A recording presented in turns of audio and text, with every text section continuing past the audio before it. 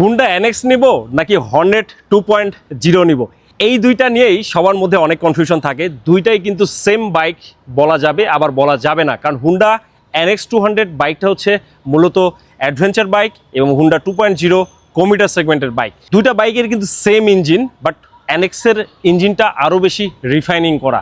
অনেকেই মনে করেন হুন্ডা এনএক্স 200 বাইকটা কি 200 সিসির বাইক, আসলে কিন্তু না।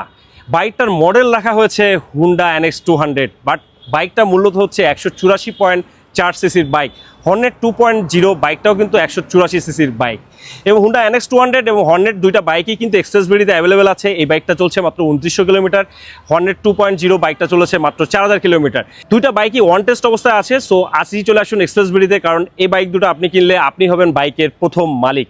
হুন্ডা এনএক্স নিব নাকি হর্নেট 2.0 নিব, এই দুইটা নিয়েই সবার মধ্যে অনেক কনফিউশন থাকে। দুইটাই কিন্তু সেম বাইক বলা যাবে আবার বলা যাবে না, কারণ হুন্ডা এনএক্স 200 বাইকটা হচ্ছে মূলত অ্যাডভেঞ্চার বাইক এবং হুন্ডা 2.0 কমিউটার সেগমেন্টের বাইক। দুইটা বাইকের কিন্তু সেম ইঞ্জিন, বাট এনএক্সের ইঞ্জিনটা আরও বেশি রিফাইনিং করা। অনেকেই মনে করেন হুন্ডা এনএক্স 200 বাইকটা কি 200 সিসির বাইক, আসলে কিন্তু না। বাইকটার মডেল রাখা হয়েছে হুন্ডা এনএক্স 200, বাট বাইকটা মূলত হচ্ছে 184.4 সিসির বাইক। হর্নেট 2.0 বাইকটাও কিন্তু 184 সিসির বাইক।